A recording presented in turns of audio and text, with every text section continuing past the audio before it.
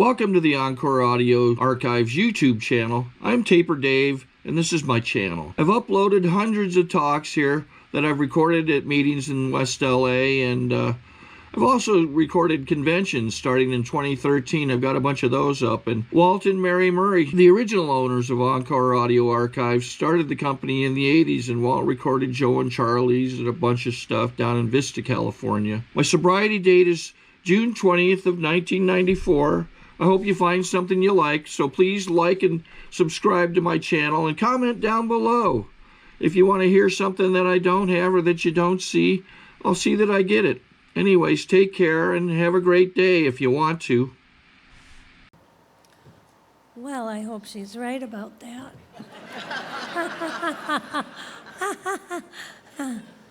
Wow. What a great party. So, yeah, thank you for inviting us. So far, we've had such a wonderful time. My home group is the Back Porch Lunch Bunch on Starkey Road in Largo, Florida. And gee, it's such a shame that I have to miss the business meeting this weekend. Darn it. I think we're fighting about whether people can bring pets in. Again. Because of the flea problem. And somebody said, but the fleas want to get sober. Emotional support fleas.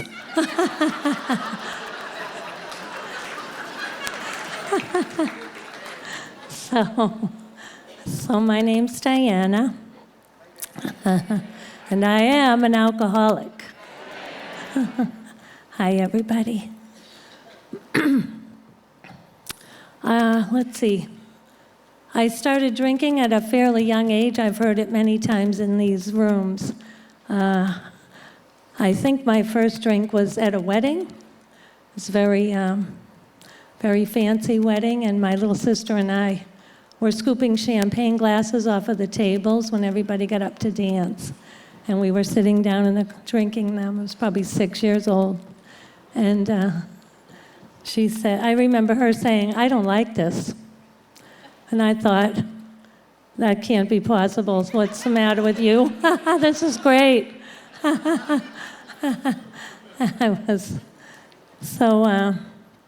Yeah, I liked it right away. And it was popular in my family, the drinking. My mom and dad, my mother was Catholic and my father was Protestant. And there were 8 children. They had 8 children. I used to say they lost one, and somebody said, where'd they lose that one? And I said, better pick a different word. They didn't really lose him. He didn't survive his early infancy. He never came home from the hospital. So I grew up, there was 7 of us. And recently I asked my dad, I said, Dad, did you want 8 children? He goes, no. I said, how many did you want? He said, none. So he drank a lot. And I could see why. He had alcoholism also.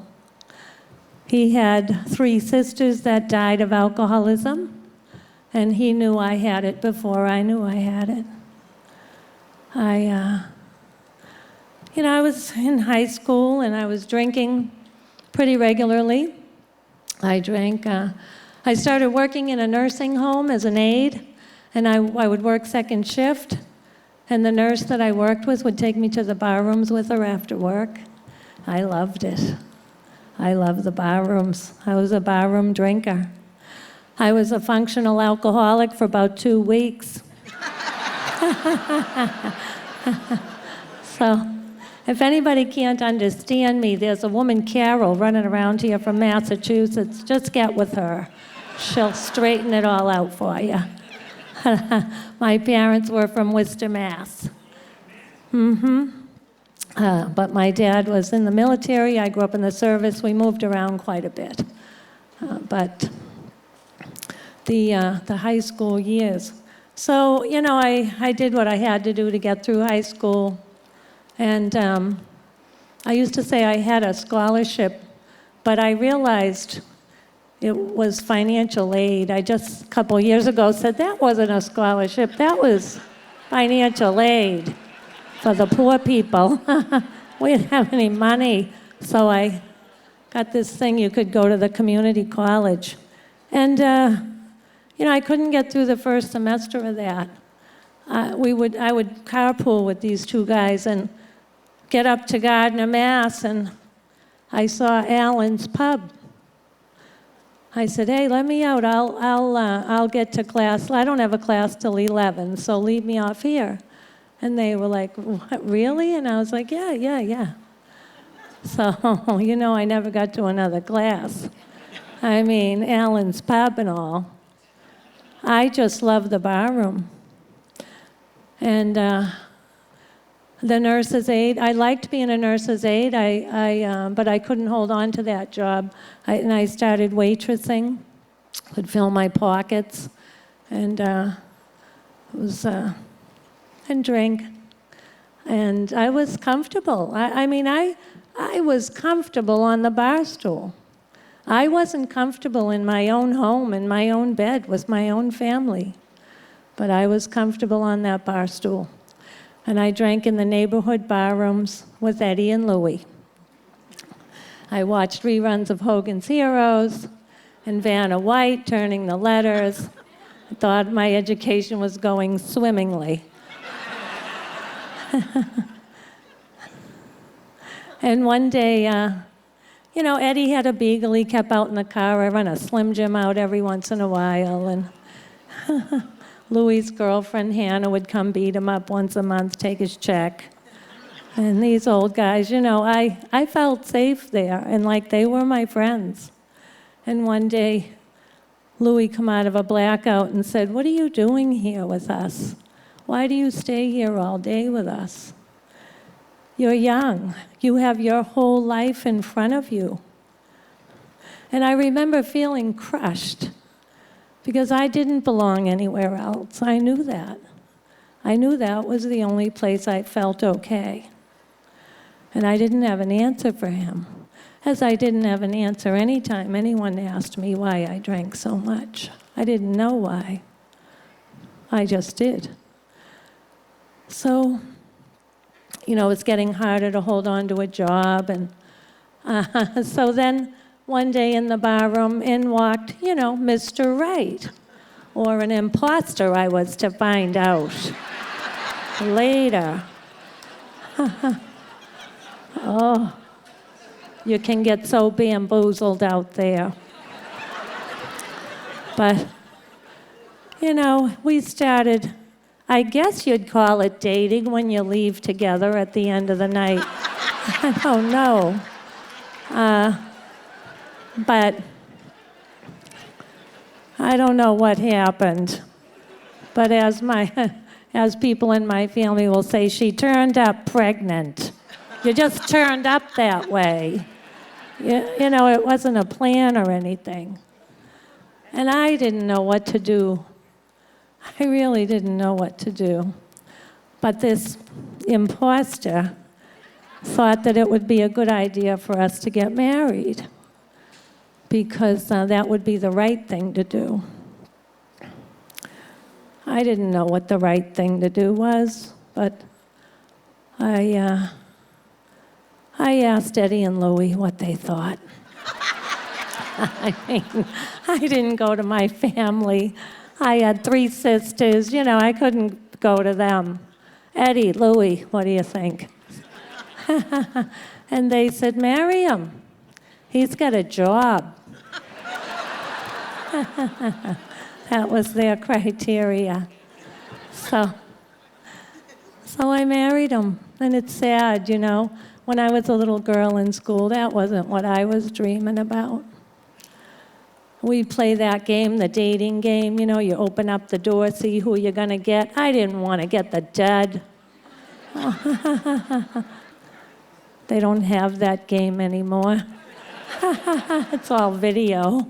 But anyways, this guy, I shouldn't make fun of him. He tried. He tried. He was stricken with this disease also. But his job, he actually had a pretty good job, and they would send him different places. So we were going to live in Denmark. In Copenhagen, that's where they were assigning him.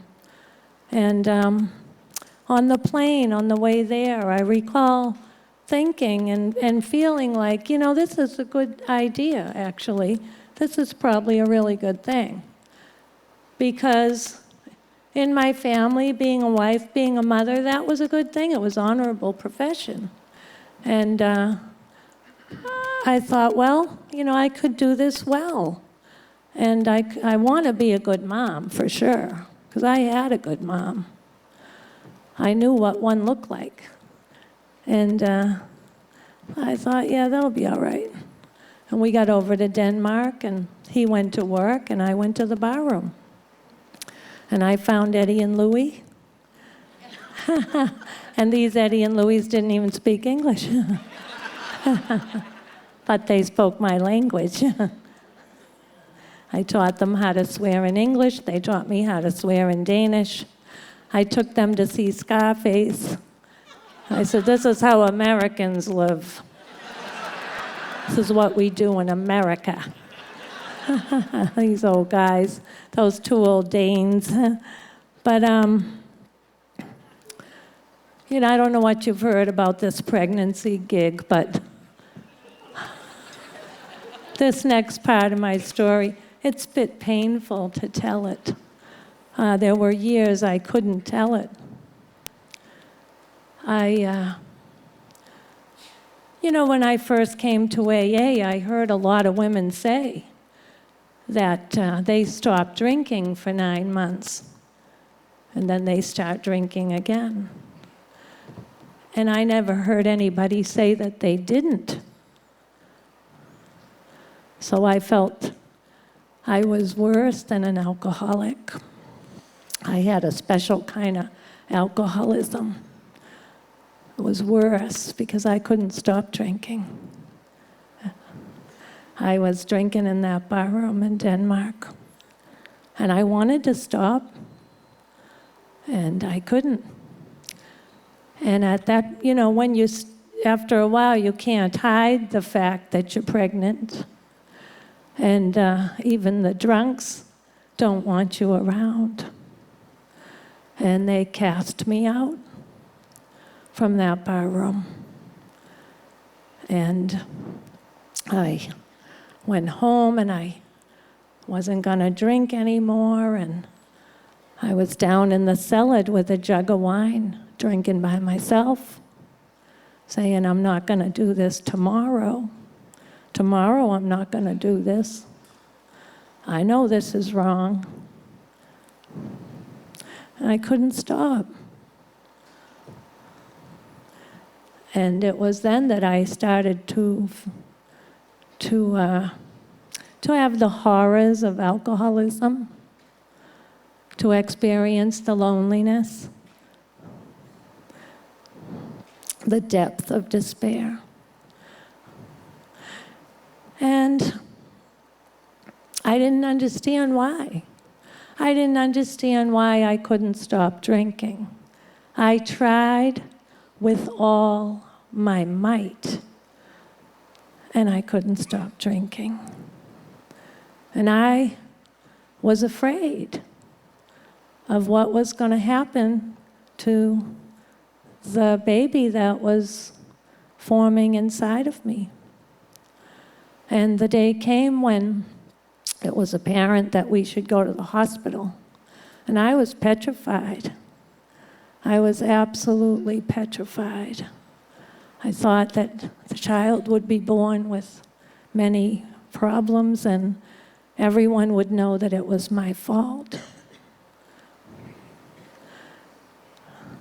And when we got to the hospital, I locked myself in the bathroom. And I wasn't going to come out. was so afraid. I think I was 19.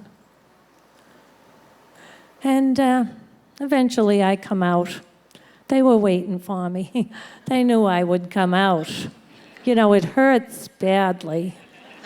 And I come out of there. And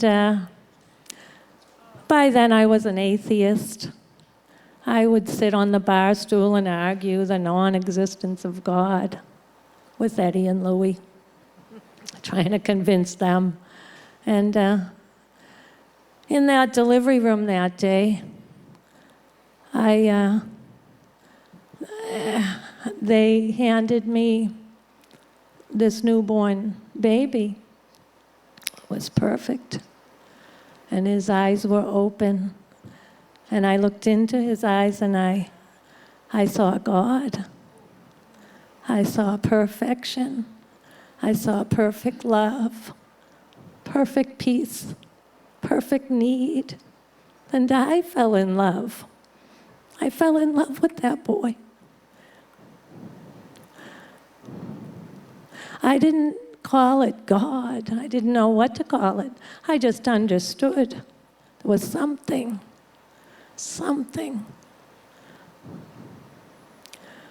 And I went home with that baby from the hospital, more determined than ever.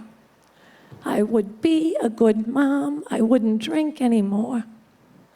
And we got home, and he went to work, and I went to the cellar, with a jug of wine and a newborn.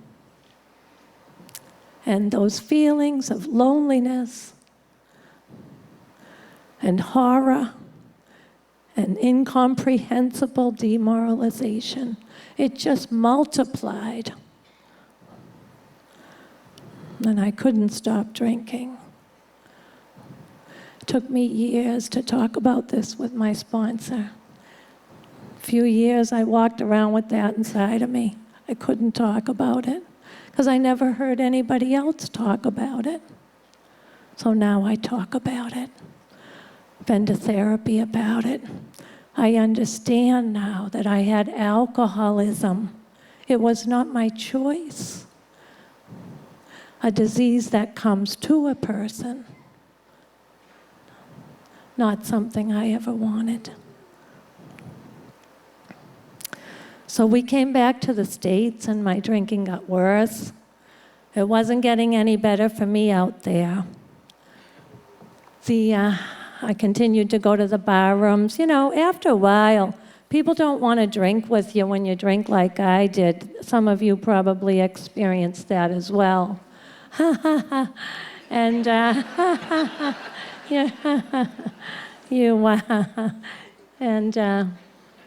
I had this one friend that would drink with me still.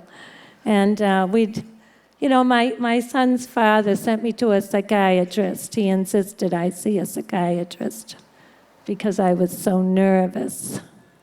And the psychiatrist diagnosed me with a Valium deficiency. That was great. That was the best diagnosis I ever got. And this friend I had, she had the same problem, probably went to the same psychiatrist. And she'd drink with me. We'd go to the bar, and we'd take Valiums and drink and, float around.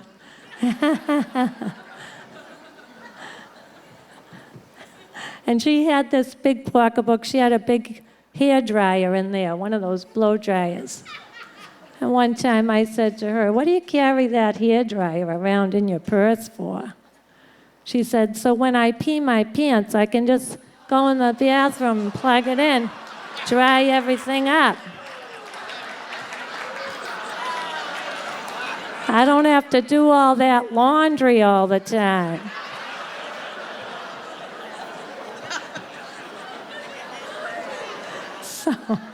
So I thought to myself, geez, I'm glad I'm not that bad. Until I peed my pants. And then I thought, wow, she's a genius. I'm glad she's my friend. I would have never thought of that on my own. You know, it wasn't getting any better for me. I was drinking, trying to work. I was losing jobs. Got fired from a job because of the way I smelled. The first time I was all embarrassed. Second time I was, you know, you get used to it. We just lower the bar, lower the standards. Just gets worse and worse. Just accept it. I remember my little son, you know, I loved him so much. And I couldn't do right. No matter how hard I wanted to.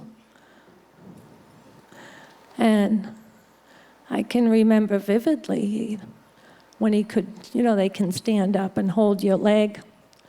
And I'd be peeling him off of my leg to leave him somewhere with some people.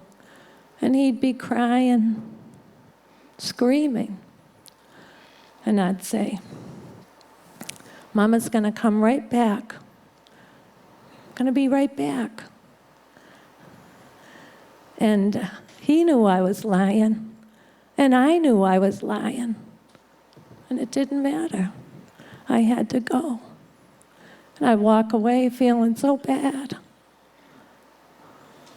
I didn't know why. Didn't understand what was wrong with me. And just kept going that way. I decided that perhaps it was the marriage, was his fault, that I drank this way. And so I left the marital home. And I took a Buick that had a loan on it. I took a laundry basket full of clothes, a coffee pot. I think I must have had a premonition about landing here. And I had the baby. And I thought, we're going to be okay. That's going to be okay now. He was the problem. And everything wasn't okay. I couldn't stop drinking. Oh, and I tried. So I thought, well, if I get a job during the day, during the daylight hours, I'll be okay. Then I won't drink. So I lied to a lot of people to get a job during the day at a desk. They said, you know, you can use a phone. Oh, yes, I could use a phone. Hadn't had one in months. And what about the computer? Oh, yes, I can do a computer. I'd never even seen one. I can do all of that and then some. Just let me work during the day at a desk. That would be good. So I got a job at a cable television company as a customer service representative. Cable television was new, fairly new, in Massachusetts. It was $8 for basic. Yeah, it was a long time ago. And I was in a big room with these other ladies, and they had desks and phones and computers as well. And I just tried to copy whatever they were doing. Then I go in the bathroom, drink, puke, come back to my desk. It was rough. It's rough to be an alkie. So one day the boss called me in the back room. Well, I thought, well, he's going to make a pass for sure, or give me a promotion. He might give me a promotion, yeah, that's what he's going to do. He wasn't going to fire me because of the way I smelled, right? So I went in the back room with him.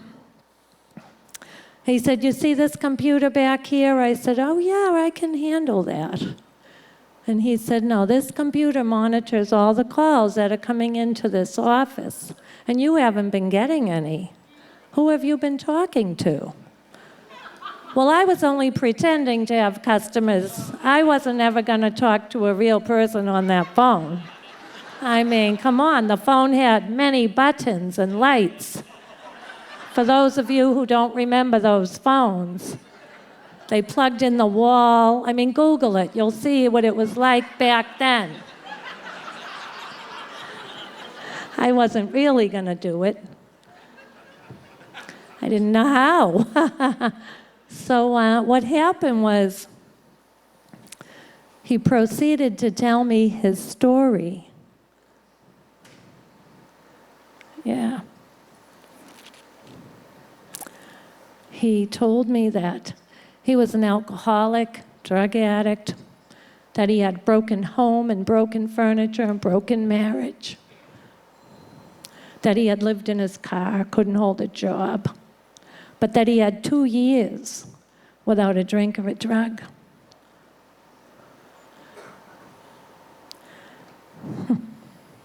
I just want to cry every time I tell that story. He did just what it says to do in the book. And of course, I didn't know what was going on. I thought he wanted my advice. And I was always giving advice. So I said, I'm glad you told me. You don't ever have to tell anybody that story ever again. I'll keep it to myself. Don't you worry. I won't tell the other ladies. And I'm thinking, wow, he really likes me. He's my friend. I'm going to be able to not worry so much about coming back from lunch. That's been difficult. And he said, do you know that you have 2 different shoes on today?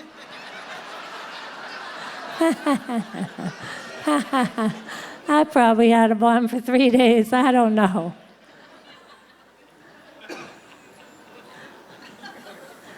So I said, well, let me just get my purse. I'll go. It was my line. Let me just get my purse. He said, no. I don't want you to go. You don't have to. I'm going to teach you how to use the phone and the computer, and you can stay. And if you ever think that you might have a problem with alcohol, I know some people. They helped me, and I think they can help you too. He never told me it was you. He never said who it was. So I think what impressed me most about it was he didn't throw me out. See, I'd been thrown out. Massachusetts, you get barred from the bar. Oh, it's the worst feeling in the world. Because you go to the bar like you always go, because you don't know that you're barred, because you don't remember. And you go to the bar and you're almost there, so you're starting to feel a little better. And the bartender says, you're on the list. Now, at first, when that would happen, I would get very indignant.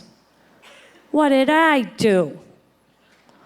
But after a couple of times of those, I never asked anymore. I just said, how long am I barred for? I had to know, because I had a triangle. We have a triangle in here. I had a triangle out there. My triangle was the bar room I drank in, the apartment I slept in, and the restaurant I worked in. It got so good, that triangle, that I didn't need a car. So I put the car up in the woods, because the car was always getting after me for something. It always needed something. Tires, registration, insurance, license, gasoline. It was constant. Get rid of the car. I can walk this triangle if I work it right.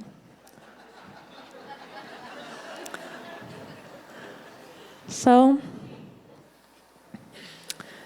I get barred from the bar, and I'd have to know, is it 30 days? Is it 60 days? Is it for life? If I'm barred for life, I gotta move the triangle. To relocate. So now I'm working in this office. I got a Buick with a loan on it, and he didn't kick me out. Said I could stay. A few more weeks went by. You know, I wasn't sure I had a problem with alcohol. Of course I knew I had a problem with alcohol. But it was the glue that was holding me together. Couldn't imagine going without it, even though I knew it was destroying me. At times I knew that. So what happened was the last weekend that I drank, there was an eviction notice on my door, the little apartment for me and my little son. I was hiding the car from the repossession people, trying to figure out how I was going to live in it with my little son, how we were going to live in that car. And I couldn't look my own son in the eyes. So ashamed. I couldn't look at my own child in his little face. And that last weekend that I drank, couldn't get drunk, couldn't get sober, nothing was working. I knew that the people upstairs from me used needles and drugs. And I thought, this was just another thing that I said I'd never do. And I was willing to do it. There's a lot of things I said I'd never do that I ended up doing. So I went up there, banged on the door, whatever I had, $11. I said, listen, I want to do that what you do. Can you help me out? She said, well, I don't have enough for the both of us today. Maybe some other time. You know, that night I was mad about that. But the following Tuesday, when I crawled to my first AA meeting, I was pretty grateful.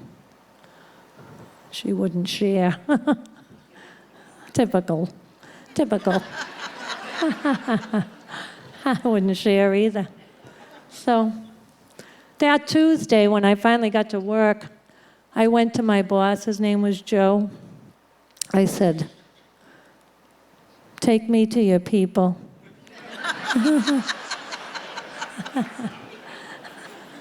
I didn't know who they were. I didn't care who they were. I didn't care if they were Yankee fans. That's how desperate I was. I was desperate. So he didn't take me. He gave me an address. He said, can you not drink the rest of today and go this place tonight? I said, oh, it's a church. Yeah. So I went home after work, put on a disguise. I thought they wouldn't let me in a church. So I put on a big straw hat with a big red bow on it, big Jackie Onassis sunglasses, my best Salvation Army dress, made sure my two shoes matched. And I went to my first meeting. It was a Tuesday night in Leominster, Massachusetts, 1986. It was around June 28th. I was out in the parking lot of that church, smoking, pacing. I didn't know if I should really go inside. And it just occurred to me that no matter what was going to happen to me in there was better than what was happening to me out there. And I went in, took all the courage I had. I went in there. I looked around. There was more people there that night than there are here tonight. I was so scared.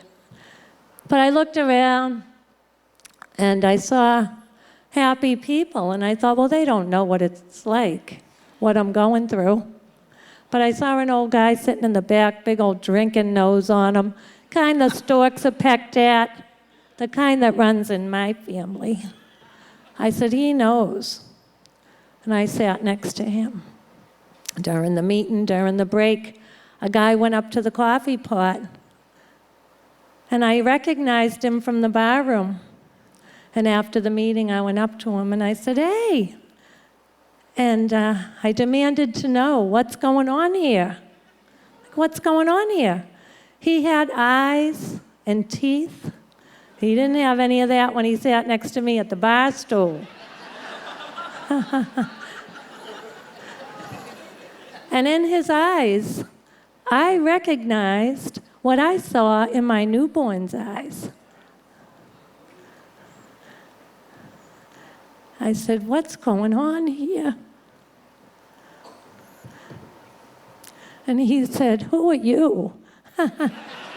I said, it's me, Diana, you know. And he said, we've been waiting for you. Yeah. You know, my death was interrupted.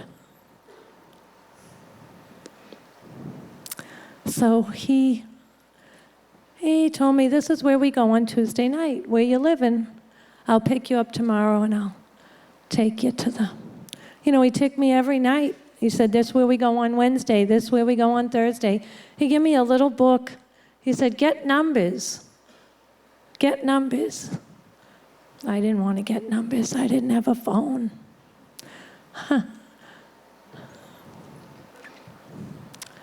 I was stealing food at the meetings, cookies, whatever they had, putting it in my purse. And this lady caught me. She said, what are you doing that for? I said, I have a little boy. I don't have any food. So she said, see that guy over there? That's John T. You go tell him you don't have any food. I thought he'd give me vouchers or something, take me to the market. And he said, okay, tomorrow night, we're having the anniversary meeting in Clinton. Friday night, St. Patrick's. I want you to come there, and when they say they need volunteers to help clean up after the meeting, you raise your hand. All right, I mean, I got nothing going on Friday night. The amazing part was I wasn't drinking. I was showing up every night. All I did to hope for was that I would sleep through the night and pick up my child on time from the daycare. That's all I dared to hope for. So I went to the St. Patrick Friday night group and helped them clean up after the meeting. And they filled my trunk with groceries. I kept doing that for about a year and fed my son. I couldn't thank you enough. So I have found that no matter what I've needed, I've gotten it here. All I've had to do is ask. That's the hard part. Ask for help. So it took me a year to get a sponsor. Not because I didn't ask people. They were very busy. One lady, we're out at the break smoking, 20 cigarettes in 15 minutes. And she says, I said, will you be my sponsor? She said, well, I only have 2 weeks. I said, I don't think it matters. I think it's fine. She goes, I don't think I better. Took a year. And then I got Martha. Martha changed my life. Oh, She was, yep, she was something. So I had about 3 years of sobriety, and she said, what do you want to be? I said, sober. You know, she had worked the steps with me and taught me how to be a person, a friend. She taught me how to be a friend by being a friend. She was a friend. But she said, I said, listen, I always wanted to be a nurse, but I'm not smart enough or pretty enough. She said, is that what they told you when you applied? Applied? She said, go get the forms. You just got to fill out some forms. So I got the forms. At that time, it asked on there, why would we want to take you to this school? Well, I had no reason. You don't want me, you know. And she said, give me that paper. And she helped me write some nice things about myself. And one time, I was telling this to Beverly. My sponsor said, you have the self-esteem of a gnat. I said, well, that's better than nothing. She said, no, it isn't. Oh, she was wonderful. So I went to work. I went to school. I became a registered nurse. I was working. I was able to support my son. I bought a little house for us to live in. He had his own room.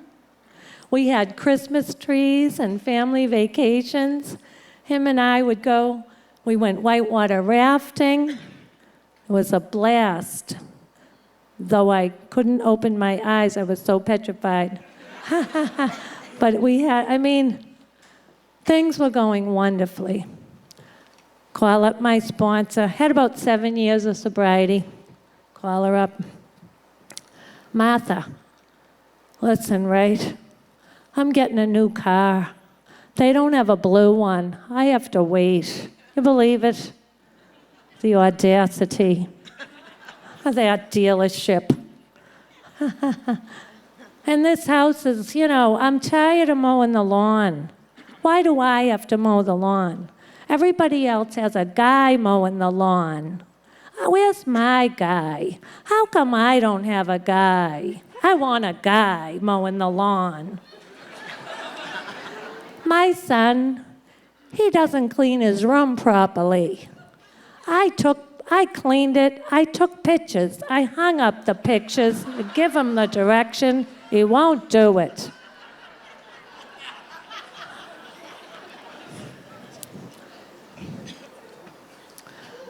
And this job, they don't appreciate me. They don't pay me nearly enough. They won't give me the days off that I deserve. She let me go on like this. She was smart. Then she said, yeah, it's terrible what's going on there. You're right. Your life sucks. Go in the bathroom and slit your wrists.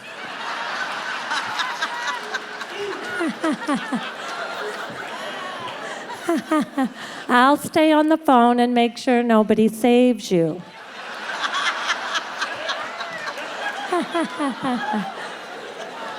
But hurry up, because I got to get to chemo.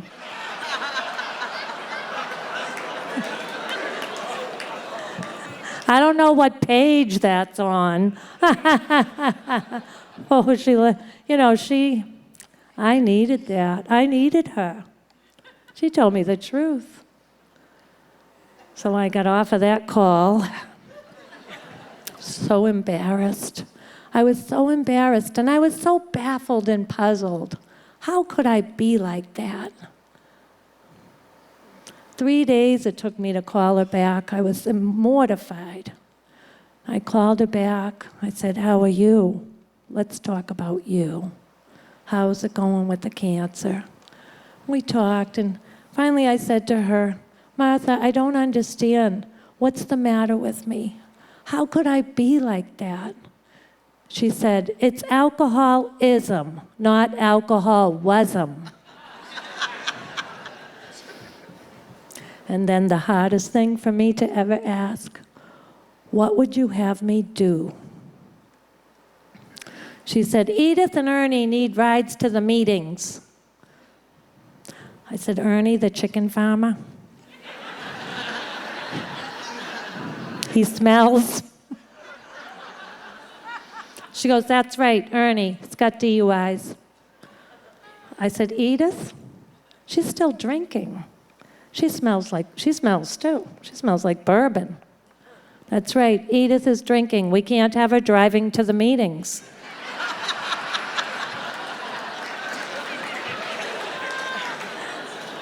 I said, they need a ride tonight? She goes, they need a ride every night. In my new car. So, I knew something was wrong with me. So I just did what she said. I started picking up Ernie and Edith. They didn't even live in the same town. In my new blue Toyota Corolla. I was picking them up. After about 4 nights, I was filled with gratitude. Filled with gratitude again. People say that was the service. And I said, no, that was the unity. See, I could sit in the meeting and not be one of the people. I belong in the car. We belong in the boat together. Gotta be together. So Ernie and Edith, I drove them around. This went on for months. One night, Wednesday night towns, and they give chips there for every month. So Edith gets up. She gets a 2-month chip. Ernie starts yelling at me. We're all clapping. Ernie's yelling at me. She don't have 2 months. I know she don't have 2 months. I smelled booze on her last night in this very car. I said, Ernie, it's a yay. Come on. It's not the Nobel Peace Prize. Let's just clap. She's going to get a chip. It's a chip. Come on, Ernie. Just don't say anything. I said, Ernie, listen. She's in the driveway waiting for me every night. Just let her be. So he couldn't be quiet. We get in the car, we're driving back. He goes, Edith, you don't have 2 months. I smelled booze on you last night in this very car. She said, I most certainly do have 2 months. No, she goes, 60 days. She goes, I have 60 days. I have a calendar. I mark the days I drink. I mark the days I don't drink, and I have 60 days.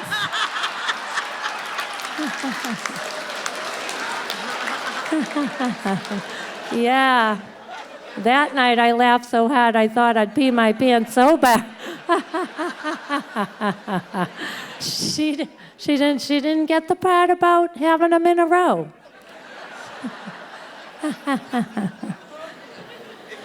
I drove those two around for months.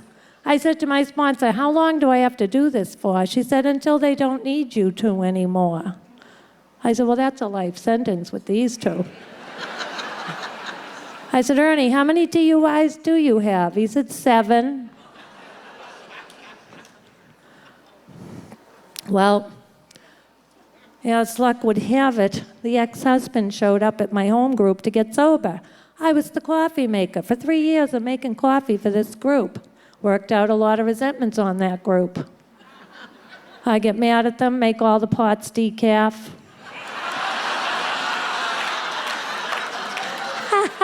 I sit in the back with my Dunkin' Donuts. There you have it. Hated them. So here he comes. I said, we have to have an emergency business meeting right now. And I'll be chairing it. I said, he can't come here to my group. And they said, well, actually, he can. I said, but I am the coffee maker. I have some authority, don't I? Not really, no. Oh, God bless that group. So now in my home group, when somebody does this, I just smile. That was me. So I kept calling my sponsor. We didn't have cell phones back then. We had a phone on the wall in the kitchen in the church. And I'd be back there calling her up every week, telling her what he was doing in the group. She said, you either have to find another group or stay in the kitchen, make the coffee, mind your own business. Well, I couldn't mind my own business. So I said, well, there was an AWOL starting up. It's another 12 steps. 12, and I was already in a step meeting per week because she required that. And I'd call her up, she'd say, I didn't see you at the step meeting this week. And I'd say, but, click. I couldn't talk to her if I didn't go to the step meeting. So there was another one starting up. I said, well, I got to get somebody to make the coffee. Well, nobody wants this job. You go to the business meeting, everybody's too busy to make the coffee. So I said, listen, Edith, you're the one for the job. You've been making this coffee with me for months. You know how to do it. You got to take it over. Will you take the key? She took it. Edith never drank again. Edith died sober about 17 years later. We said the Lord's Prayer at her hospital bed, Mass General. Edith had been trying to get sober since 1968. Yeah, I loved Edith. Ernie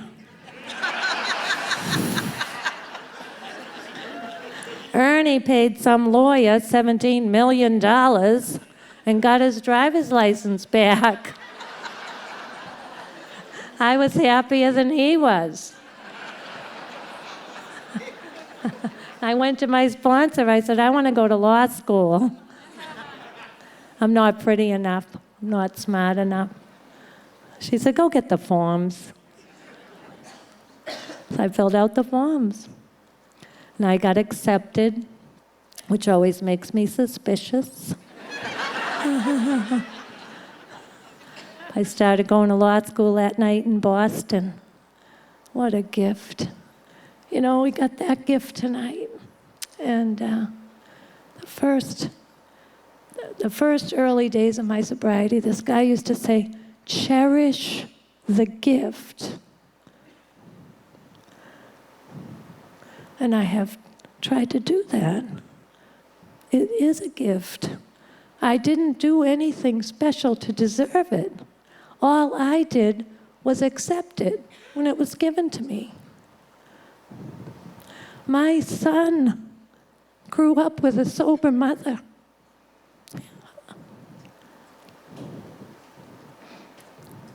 I wasn't even going to be alive for my son.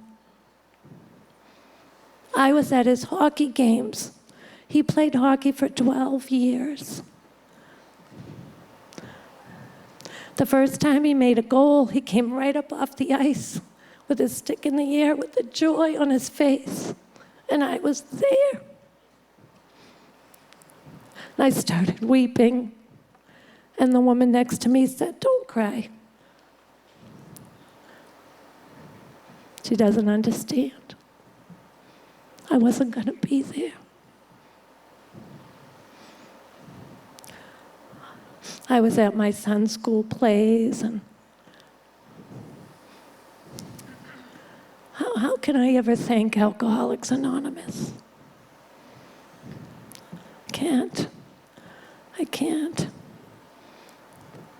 My mom and dad lived in Orlando. That's how I got to Florida. I actually went there after I finished law school. And my mom got ill, and she was terminally ill. And I was able to help my dad take care of her. And she said to me on one of those last days of her life, this is a woman that cried herself to sleep at night when I was out there. And she said, I hope when you're as old as I am, that you have someone like you around to make you feel the way you make me feel, so very special. And I melted. You know, every ache and pain we have to walk through in here. It's not a bowl of cherries in here. Grow a backbone if you think it is. It's not. It's the hardest thing for alcoholics to stay sober. I've buried so many friends. The woman that I drank with in the bar room with the pocketbook, I went to her funeral. I was sober a few years. She had 2 little boys. She was my first 12-step call. I went bombing over there with about 2 months of sobriety. Think I'm gonna help her. She had a half a gallon of gin, and it smelled good. So right away I called somebody that had been helping, and he, from the group, and he came over. He said, "You never go by yourself to do this. You can't go by yourself." We took her to a detox. She had 2 little boys. It was about 4 years later, I was sitting at her funeral, listening to her boys cry. And I heard her mother telling everybody she died of asbestosis because she couldn't bring herself to tell the truth about it. You know, we're very blessed. We're very lucky. We are graced. I love that. Amazing grace. How did I have it? All I did was receive it, accepted it. Accepted my alcoholism, like I accept the color of my eyes. There's nothing I can do about it. About having it. I have it. I can either drink like the Alkies or stay sober like the Alkies. There's no middle of the road for me. No gray area. My life today is unbelievable. Am I over the time? My life is unbelievable. You know, I was single and sober for 25 years. I wasn't celibate. I was single. Okay? When I'm sponsoring a new girl, they always go, "Oh, God." They think you mean, no. I don't mean that. But I was afraid to get serious with anybody, really. And I was busy with my life and my career and things, and I always seemed to get an imposter. My sponsor, Martha, she would say, "Who's this latest whack job?"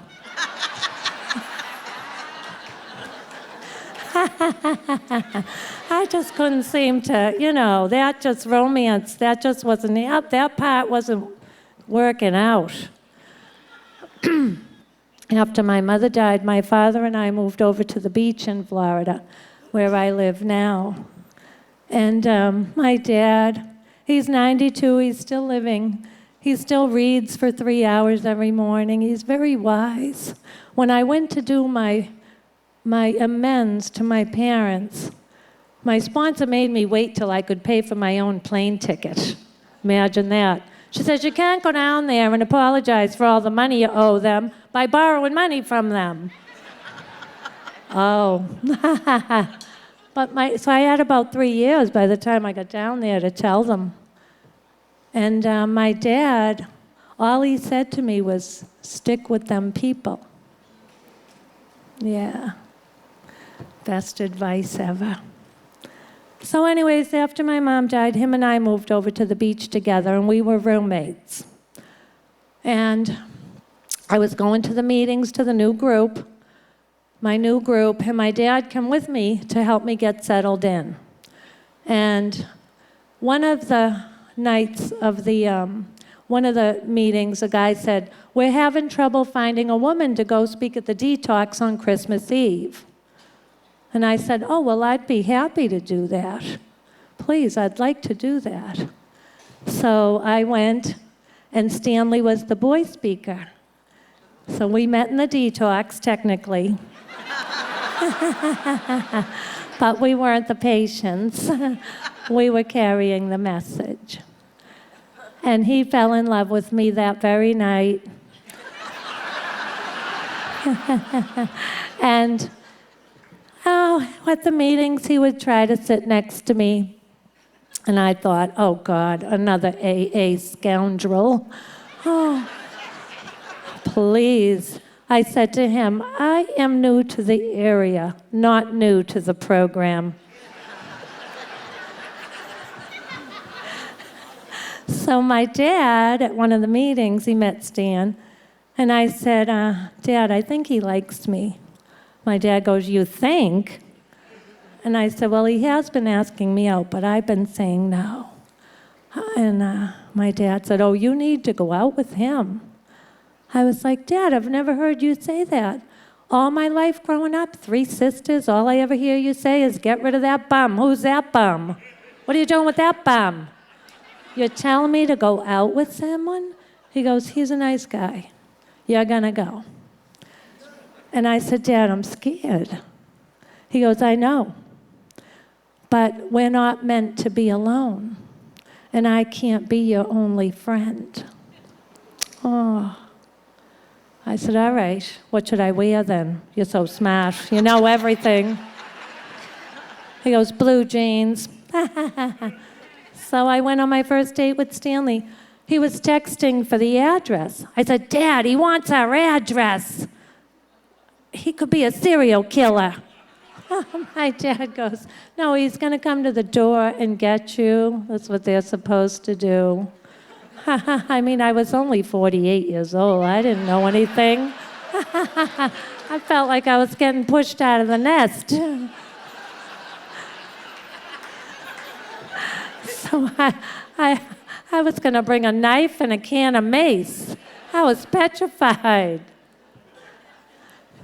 So I went out with him, and we've had a wonderful run ever since. A month after we were going out, his son was killed on a motorcycle. He was 19 years old. And I said, Dad, what am I don't know what to say. He goes, for once in your life, be quiet. There's nothing you can say.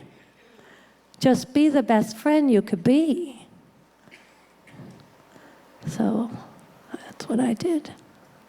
And I watched the character of a man, a beautiful man, walk through the most painful thing I could ever imagine and do it with dignity and be there for his daughter and his ex-wife and his family. They all lost. So we've been sticking together ever since. This year I actually am a lawyer. Sometimes I go, am I really a lawyer? But I bill a lot of money. And I send out these bills. I go, I can't believe they're going to pay this. And they do. I said, wow, this is a magical thing, this law school. So this year, I started in my own practice about 4 years ago, 4.5 years ago, at the kitchen table. And I was scared then, too. I'm scared of everything. And Stanley said, it's what you want to do, just do it. So that's what I did. And this year, he bought a building for us to have an office in. It's beautiful. He had to rehab the whole thing. So I've been working there since May, and it's wonderful. I mean, this life, just imagine that I got invited here to be in this party with you. I mean, my life. I love my life. My son is 33 years old.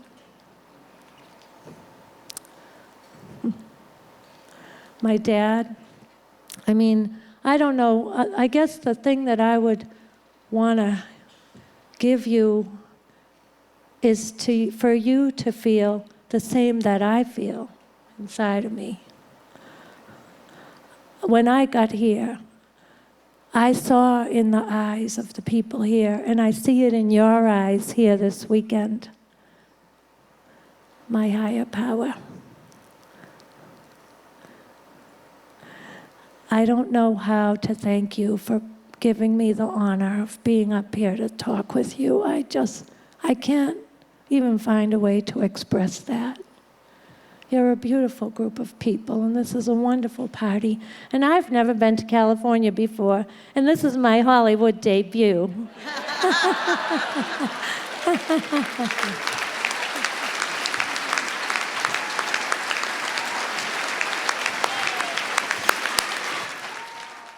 Sorry to interrupt your viewing. Taper Dave here. Just wanted to take a second to ask you to like and subscribe to my channel. Let me know if you like what you're listening. I've got some very good talks here, and this one's a great one. Just curious, do you think this is better than Zoom? Tell me what you think. Okay, this is how I prepare my drone for launching. I like to do it inside the cab of my truck so I'm not standing outside in the weather. To install the joysticks for control, up and down, right and left, powered on. I have an Android phone that I use to connect it to the drone with. And it's actually controlled through the iPhone, through an app. Oops, wrong way. It's actually controlled through the iPhone, or through this Android phone, through the app. It's actually controlled through the Android phone, through an app, and you connect it through this short connection right here.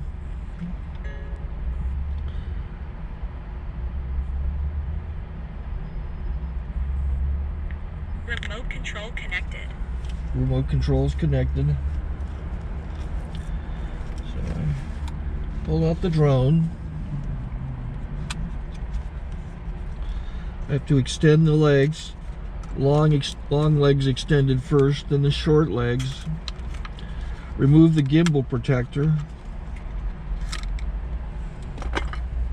Set that aside, then power it on one short burst, then one long burst. I lay it down.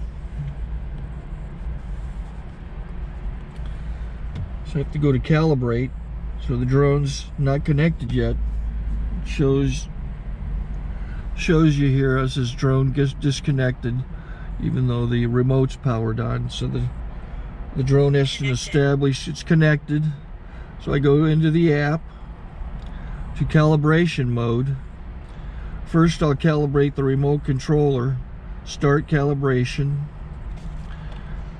Out, in, oop, out, in, up, down, and then this little wheel is to control the gimbal. So it's calibrated. Go to gimbal calibration, start calibration, and then it calibrates the gimbal. I don't know if that shows up. The gimbal's moving all over the place. Changes, you can see it on the video. And I'm calibrated to take off. It's acquired 7 satellites at the moment. There are 26 satellites up in the sky, which it has to acquire before you can take off. So it's connected. It's got enough satellites. This is white. I can go to press this little arrow button, swipe right to take off, and it would start the motors if I slid this to the right. But I'll wait till I get outside. Don't want to do it inside.